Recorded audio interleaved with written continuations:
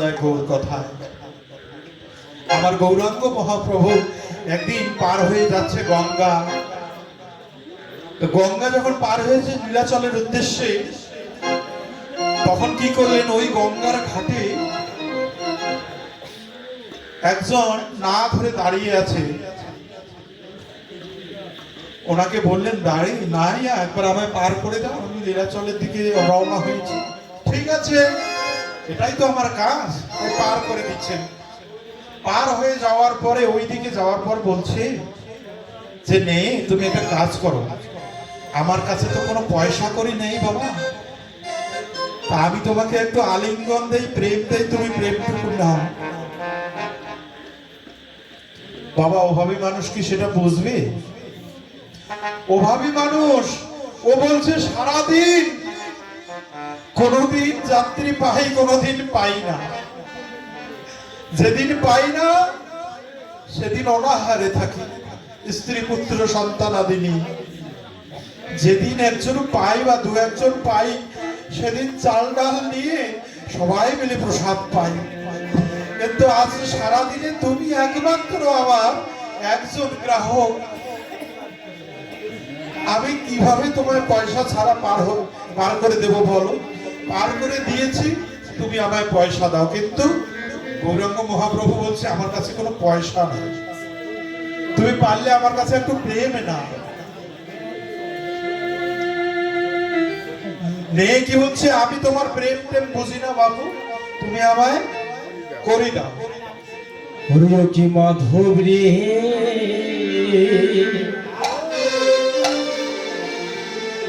দয়া করে পাহাড় করে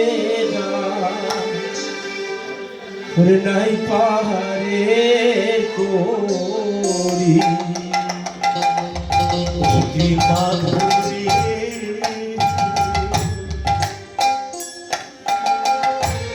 দয়া করি পাহাড় করে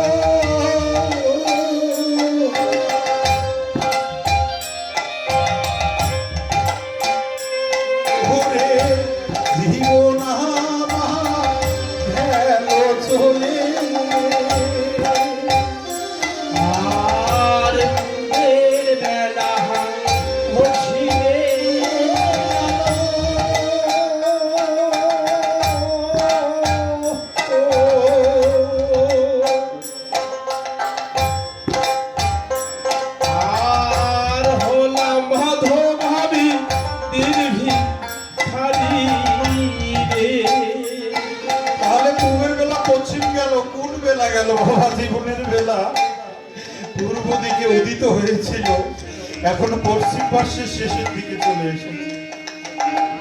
আরে বেলা নাই। পরীক্ষিত রাজার সময় পেয়েছিল 7 দিন, কিন্তু আমরা কদিন সময় পেয়েছি? তাও তো 7টা দিন তার সময় ছিল বাধা। এতটুকু গ্যারান্টি দিতে পারতো যে হ্যাঁ আমি 7 দিন বেঁচে থাকবো, কিন্তু আমাদের সেই সময়টাও নাই।